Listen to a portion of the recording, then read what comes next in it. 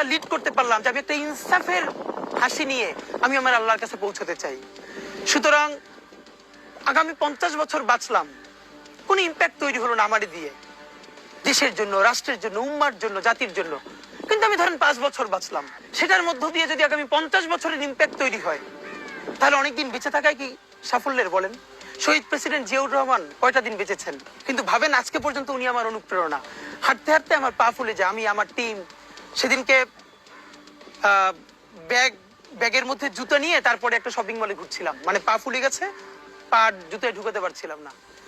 তো জিয়াউর রহমানের একটা ওনার গল্প মনে পড়ছিল, যিনি মাইলকে মাইল যখন হাঁটতেন, ওনার সাথে স্টাফদের পা ফুলে যেত, কিন্তু ওনার তো আর্মি ট্রেনিং আছে। তখন তাকে বলতো যে স্যার আপনার তো আর্মি ট্রেনিং, আমরা তো আর পারি না। এই জন্য ওনাকে মানুষ রাখাল রাজা বলতো। তা আমরাও সারা বাংলাদেশের 56,000 বর্গ মাইলে হাঁটতে চাই। আমরা ইনসাফের চাষাবাদ করতে চাই, একটা স্বাধীন সার্বভৌমত্বের সততার বাংলাদেশ তৈরি করতে চাই। আল্লাহ যে কয়দিন হায়াতে রাখবেন এই লড়াইটা করব। যেদিন নিয়ে যাবেন আমি স্বপ্ন দেখে যেতে চাই, আমি আমাদের এমন টিম, আমি আমার সন্তানকে রেখে যেতে চাই, আমার মৃত্যুর পরে যেন এই লড়াই বন্ধ না হয়, এই লড়াই যেন বাংলাদেশে কিয়ামত পর্যন্ত জারি থাকে।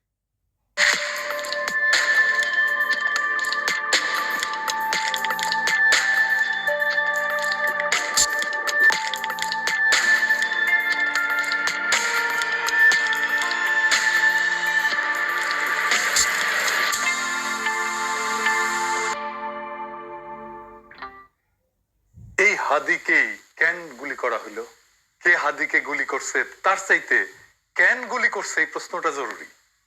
হাদি বর্ষা বিপ্লবের মধ্যে দিয়ে গড়ে ওঠা তরুণ এবং বিপুল সম্ভাবনাময় এক রাজনৈতিক নেতা।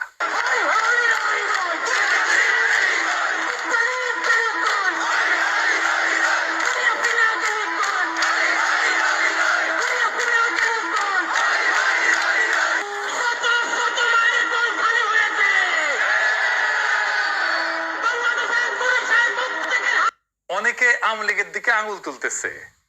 আওয়ামী লীগ অবশ্যই বর্ষা বিপ্লবের প্রধান শত্রু, কোনো সন্দেহ নাই, কিন্তু আওয়ামী লীগই কি একা বর্ষা বিপ্লবের একমাত্র শত্রু?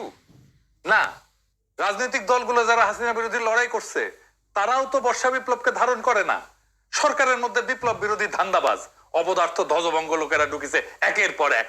প্রফেসর ইউনূস নিজের বউয়ের ডাক্তাররা ঢুকাইছে মন্ত্রী পরিষদে, বন্ধুর পোলারে ঢুকাইছে, তার গ্রামীণ ব্যাংকের লেসপেন্সার সব ঢুকাইছে, পলিটিক্যাল পার্টিগুলো তাদের নিজেদের লোকদেরকে ঢুকাইছে, এবং বেশিরভাগই অপদার্থ। না আছে এদের ম্যানেজমেন্ট স্কিল, না আছে পলিটিক্যাল নলেজ, না আছে সদিচ্ছা, না আছে শরীরে জোর। আওয়ামী লীগ অস্ত্র কিনে সশস্ত্র যুদ্ধের ডাক দিছে, অস্ত্র কিনে যুদ্ধ করার কথা ঘোষণা দিছে, একবার না বারবার জেনেভায় যায় প্রকাশ্যে দিছে। দেখেন একের পর এক দেখান এইটা সে হোয়াটএভার ইট ইজ, আমাদের কথা হচ্ছে যে আমাদের এই সংগ্রাম লড়াই অব্যাহত রাখতে হবে, এই এদেরকে এখান থেকে উৎখাত করতে হবে। আর আমি সবসময় পার্সোনাল ক্যাপাসিটিতে একটা কথা বলি, সেটা হচ্ছে যে সশস্ত্র সংগ্রাম ইজ দ্য অ্যান্সার। হয়তোবা বাংলাদেশ আওয়ামী লীগ এই নীতিতে হয়তোবা এখনো যায়নি, কিন্তু ব্যক্তিগতভাবে আমার ক্যাপাসিটি হচ্ছে যে we have to take up arms এবং we have to resist ourself, because আমাদেরকে খুন করছে, আমাদেরকে পাল্টা লড়াই অব্যাহত করতে হবে, এবং এটাই হচ্ছে আমাদের স্ট্যান্ড। আমার কাছে মনে হয় ব্যক্তিগতভাবে আমার স্ট্যান্ড। দেখেন আর একটা দেখান, অস্ত্র হাতে নেওয়া ছাড়া, গেরিলা যুদ্ধ ছাড়া এই রাজাকারদের বিরুদ্ধে জেতা যাবে না। আমি আবারও আপনাকে বলি যে সশস্ত্র সংগ্রাম, গেরিলা প্রস্তুতি, এগুলো আমাদের জন্য জরুরি এবং সেটা আমাদেরকে ভাবা শুরু করা উচিত। আমি মনে করি বাংলাদেশ আওয়ামী লীগের এসব পুতু রাজনীতি করার সুযোগ নাই। আমরা দেখব যদি ভালোই ভালোই কাজ হয় হবে, কিন্তু দেশ যদি এইভাবে পাকিস্তানের দিকে চলে যেতে থাকে, সশস্ত্র সংগ্রাম এবং আমাদেরকে এই গেরিলা সংগ্রাম বা আরেকটা মুক্তিযুদ্ধ ছাড়া আমাদের কোন রাস্তা নাই। এবার আর একটা দেখান, আমরা করতে হইলে এইখান থেকে পয়সা উঠান, আর যারা মন্ত্রী মিনিস্টার আসল বিদেশ তাকে বলেন পয়সা দিবার জন্য, আমরাও পয়সা দিব। আমরা অস্ত্র কিনতে হবে, আমরা যুদ্ধ করতে হবে মাঠে। খালি মিছিল করলেও চলবে না, আমরা অস্ত্র করতে হবে, আমরা মাঠে নামতে হবে। দেখেছেন শুধু কি এরা হাসিনার লেসপেন্সার, হাসিনা নিজেই বিপ্লবীদের হত্যার নির্দেশ দিছে। শুনেন, কথা কম কাজ বেশি। নেত্রী আমাদের যে ভাই বোনদের হত্যা করেছে, আমরা অস্ত্র তুলে নিয়ে এদেরকে হত্যা করবো ইনশাল্লাহ আগামীতে। মুখে কথা তো কম বলো তো, যারা কথা বেশি বলে তারা কিছু করতে পারে না। কথা কম কাজ বেশি, ঠিক আছে? মুখ দিয়ে বলতে যেও না, আগে করে দেখো। ঠিক আছে, খোদা হাফেজ। শুনেছেন? তারপরে তো এই ঘটনা, একটা রাষ্ট্রের বিরুদ্ধে সশস্ত্র সংগ্রাম বা প্রকাশ্য খুনের নির্দেশ দেওয়ার বিরুদ্ধে কিছু করছে প্রফেসর ইউনূসের সরকার? কিছুই করে নাই, কিচ্ছু করে নাই। আর ওদের সাহস আকাশে চড়ছে। হাসিনাকে ভারত ফেরত না পাঠাতে চাইলে নাকি আমাদের কিছুই করার নাই, এই বলে তৌহিদানন্দ প্রভুপাদ। শুনেন, ভারতকে রাজি হতে হবে অথবা চাইতে হবে তাকে ফেরত পাঠানো। রাজি না হলে আসলে তো করার কিছু না, আমরা রাজি করানোর চেষ্টা করতে থাকতে পারি। এটুকু। যেটা প্রথমে যেটা বলছিলেন, এটা একটু প্রসেসের ব্যাপার আছে, প্রসেসে চলছে, দেখা যাক আমরা কতটুকু অ্যাচিভ করতে পারি। শুনেছেন? এটারে বিএনপি ঢুকেছে, দেখা দিলাম এটা উপদেষ্টা মন্ডলীতে। এতটাই অপদার্থ, করার কিছু নাই তো তুই উপদেষ্টা আসুস কেন? 111 আমলা ওরে বানাই দিছে মন্ত্রী, এরা গালাইলে ওর গায়ে মাখে না। এতটাই নির্লজ্জ, এতটাই ক্ষমতা লোভী। এদের দিয়ে প্রফেসর ইউনূস ফ্যাসিবাদের আগমন টেকাবে। হ্যাঁ, কি আর কমো বালটা টেকাতে পারবে। নির্বাচনের তফসিল ঘোষণা করছে না, দেখেন কি ভয়াবহ রক্তপাত হয় এই পুরা নির্বাচনী সময়। কিছুই ঠেকাইতে পারবে না, কেউ তো কথা শোনে না, আমলারাও কথা শোনে না। ক্ষমতায় বসেছে, রাষ্ট্রযন্ত্রের উপরে কোনো নিয়ন্ত্রণ প্রতিষ্ঠা করতে পারে নাই এই 2 বছরে। এত সাপোর্ট দিয়ে গেছে, কোনো সেটব্যাট নাই।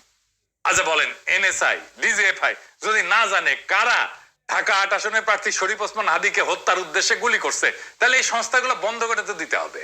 এগুলো রাখার যুক্তি কি? এই সংস্থা দুইটার প্রধানদের আজকে তো বিদায় করে দেওয়া উচিত। এরা কিছুই করতে পারবে না। জাতীয় নিরাপত্তা উপদেষ্টা একজনকে বানাইছে। হ্যাঁ, অনেকে বলে আপনার গুরুজন, ওনারা নিয়ে ভিডিও টিডিও বানাইছেন। ওনারে আবার তা আমি কি করব? যে যায় লঙ্কায় সেই তো হয় রাবণ। সে ক্ষমতা উপভোগ করিচ্ছে আর বিএনপির সাথে ঘুটু করিচ্ছে যেন বিএনপি তাকে পররাষ্ট্রমন্ত্রী বানায়। হাদিকে খুন করার এই ভয়ঙ্কর অপারেশনে যারা যুক্ত ছিল তাদেরকে গ্রেপ্তার করে বিচারের আওতায় না আনতে পারলে প্রফেসর ইউনূস সরকার 12 ফেব্রুয়ারি জাতীয় নির্বাচন সম্পন্ন করতে পারবে না, লিখে রাখতে পারবে। বর্ষা বিপ্লবকে কোনোভাবে মেনে নিতে পারেনি কায়েমি গোষ্ঠী।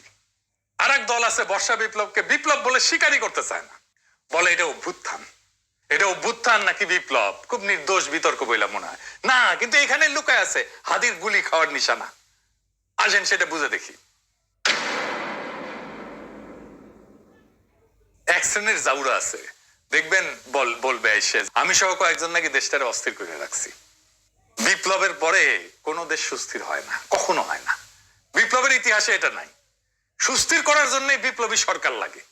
অভ্যুত্থান আর বিপ্লব এক জিনিস না। আমি যদি বাঘরে বিলাই ভাবে ম্যানেজ করি তাহলে বাঘ বাঁচবে নাকি বিলাইয়ের সার্ভিস আদর পাবো আমি? কোনোটাই তো হবে না। এই বিপ্লব না অভ্যুত্থান, এই জিনিসটা বুঝার ভুলের এই খেসারত জাতিকে দশকের পর দশক দিতে হবে। আমি বলে দিলাম, আমি পরিষ্কার করে বুঝাই বলি কেন অভ্যুত্থানের পরে দেশ দ্রুত স্বাভাবিক হয় আর কেন বিপ্লবের পরে দেশ দীর্ঘদিন অস্থির থাকে এবং কেন বিপ্লবের সঙ্গেই প্রতি বিপ্লব জন্ম নেয় কিন্তু অভ্যুত্থানের পরে প্রতি বিপ্লব জন্ম নেয় না। আসেন সেই জিনিসটা বুঝে দেখি। অভ্যুত্থান মানে কি? অভ্যুত্থান মানে ক্ষমতার হস্তান্তর, রাষ্ট্রের রূপান্তর না। ক্ষমতা এক হাত থেকে আর এক হাতে যাবে, রাষ্ট্র বদলাবে না। অভ্যুত্থানে বদলায় কে শাসন করবে, কিন্তু বদলায় না রাষ্ট্রের কাঠামো, আইন, আদালত, ব্যুরোক্রেসি, সেনাবাহিনী, তার কর ব্যবস্থা, আন্তর্জাতিক চুক্তি। এই জন্যই আমরা ভারতের সাথে হাসিনা করা চুক্তি বাতিল করতে পারি নাই। এই কারণে অভ্যুত্থানের পরদিন ব্যাংক খুলে যায়, অফিস চলে, পাসপোর্ট ইস্যু হয়, কোর্ট বসে, বিদ্যুৎ আসে, রাষ্ট্র কাজ করে। কারণ রাষ্ট্র তখনও জীবিত থাকে, শুধু চালক বদলায়। আর 2024 বর্ষা বিপ্লবে কি হয়েছে এটা চিন্তা করে দেখেন। থানা ফাঁকা হয়ে গেছে, পুলিশ নাই, পালায় গেছে। আদালত ফাঁকা হয়ে গেছে, বিচারপতিরা পালায় গেছে, প্রধান বিচারপতি সহ। হয় নাই? বিপ্লব মানে কি? বিপ্লব মানে শুধু শাসক বদল না।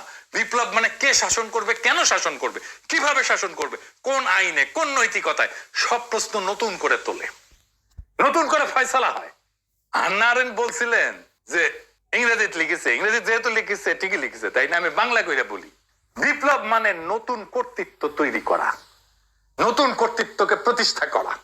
বিপ্লব মানে পুরনো বৈধতা ধ্বংস, নতুন বৈধতাকে আনা। নতুন বৈধতাকে আনতে হয় বিপ্লবী সরকার দিয়া। সে বিপ্লবী সরকার যদি আপনি না করেন, আপনার বৈধতা, আপনার কন্ট্রোল, আপনার নিয়ন্ত্রণ, আপনার অথরিটি দাঁড়ায় না। প্রফেসর ইউনূসের অথরিটি দাঁড়ায়নি, এই জন্যই দাঁড়ায়নি।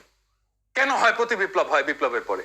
কারণ বিপ্লব কাউকে না কাউকে বলে তোমার দর্শন ভুল, তোমার আদর্শ ভুল, তোমার বিশ্বাস ভুল, তোমার সম্পত্তি অবৈধ, তুমি দেশের শত্রু, তুমি জনগণের শত্রু।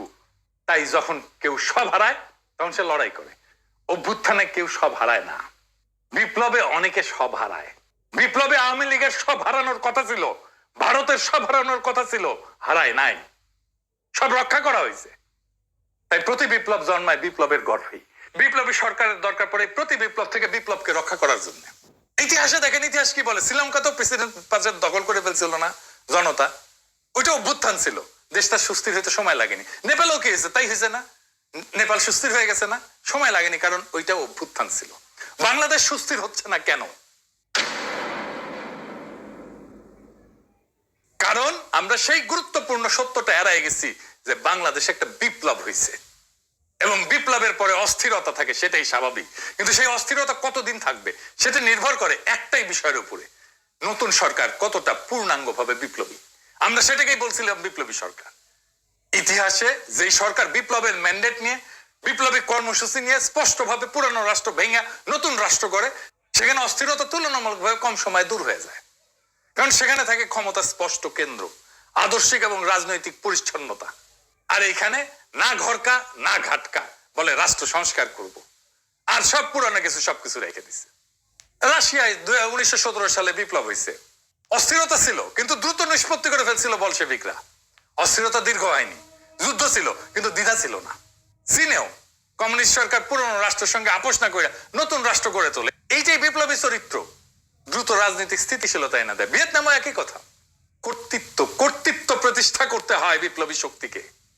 অন্যদিকে সরকার যেখানে না ঘরকা না ঘটকা, আধা বিপ্লবী, পুরানা এলিট আর নতুন শক্তির মধ্যে দোদুল্যমান, সেখানে অস্থিরতা লম্বা হয়। তাই হয়েছে প্রফেসর ইউনূসের সরকারে, পুরোনো এলিট আর নতুন শক্তির একটা কোয়ালিশন হয়েছে। ফ্রান্সে বিপ্লব হয়েছে 1789 সালে। এরপরে দশক ধরে অস্থিরতা চলছে। মূল কারণ ছিল বিপ্লবের প্রশ্নে স্পষ্ট সিদ্ধান্তের অভাব। অর্থাৎ সমস্যাটা বিপ্লব না, সমস্যাটা হইল অসম্পূর্ণ বিপ্লব, বিপ্লবের পরে কর্তৃত্ব প্রতিষ্ঠা না করা। প্রফেসর ইউনূস কর্তৃত্ব প্রতিষ্ঠা করতে পারে নাই, আমাদের অনেক সাপোর্ট সত্ত্বেও। যত বেশি বিপ্লবী সরকার হয় তত দ্রুত ক্ষমতার প্রশ্ন মীমাংসিত হয়, তত দ্রুত দেশ স্থিতিশীল হয়। বিপ্লবকে যে থামায় দেয় যায় সরকার, অস্থিরতা তার পিছু ছাড়ে না, প্রফেসর ইউনূসেরও পিছু ছাড়বে না। কিন্তু বিপ্লব যে সম্পূর্ণ করে, স্থিতিশীলতার তার অনিবার্য ফল। আজকের অস্থিরতা, অরাজকতা সবকিছুর দায় ওই ছাত্রদের, যারা প্রফেসর ইউনূসের সরকার বানাইছে। প্রফেসর ইউনূসের পেছনে ছাত্রদের ছবিটা দেখান, কারা কারা আছে। এই সব কয়টার দায়িত্ব এটা, এরাই প্রফেসর ইউনূসের সরকার বানাইছে। এই দায় নিতে হবে, ছাত্রদেরকে নিতে হবে, ওয়াকারকে নিতে হবে, রাজনৈতিক দলকে নিতে হবে, আসিফ নজরুলকে নিতে হবে, যারা এই সরকার গঠন করছে, সবার এটা দায়। এখন শেষ প্রশ্ন, কেন হাদি গুলি খায়, অন্য কেউ না? এর কারণ হাদি শুধু জুলাই বিপ্লবী না, হাদি একজন আপাদ মস্তক ভারতীয় আগ্রাসন বিরোধী। ভারতীয় আগ্রাসন বিরোধী হয়ে বাংলাদেশে বাইসা থাকাটা মুশকিল। প্রেসিডেন্ট হইলেও বাইসা থাকা যায় না। জিয়ারে মরতে হয়েছে না, ইলিয়াস আলীকে মরতে হয়েছে না, সালাউদ্দিন কাদের চৌধুরীকে মরতে হয়েছে না, জামাত নেতাদেরকে মরতে হয়েছে না, আবরারকে মরতে হয়েছে না, হাদিকে নিয়ে কম কুৎসা রটনা করা হয়েছে। দেখেন এই মালটাকে চিনতে পারেন কিনা দেখেন। জুলাই গণ অভ্যুত্থানে হাদির অবদান কি দেখতে হবে না? এই গণ অভ্যুত্থানের সময়, এই গণ অভ্যুত্থানের পরেও হাদি নামে কাকে মানুষ চিনত না। বাংলাদেশের সংকটে হাদিকে এদেশের মানুষ পায়নি। বাংলাদেশ যখন কাঁদছিল, বিপদে পড়েছিল, যখন রক্ত ঝরছিল, তখন হাদিরা সিনা টান টান করে দাঁড়ায়নি। তখন কিন্তু মির্জা আব্বাস ভাইরা দাঁড়িয়েছিল, তাদের হাজার হাজার কর্মীরা এখানে অবদান রেখেছে, লড়াই করেছে। শুনেছেন এই বাটপারকে বিএনপি কোলে তুলে রাখে।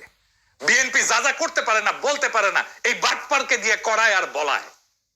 এটা বিএনপির মাস্তান, এটা বিএনপির ভার্চুয়াল মাস্তান। হাদিকে নাকি সে মাঠে দেখে নাই।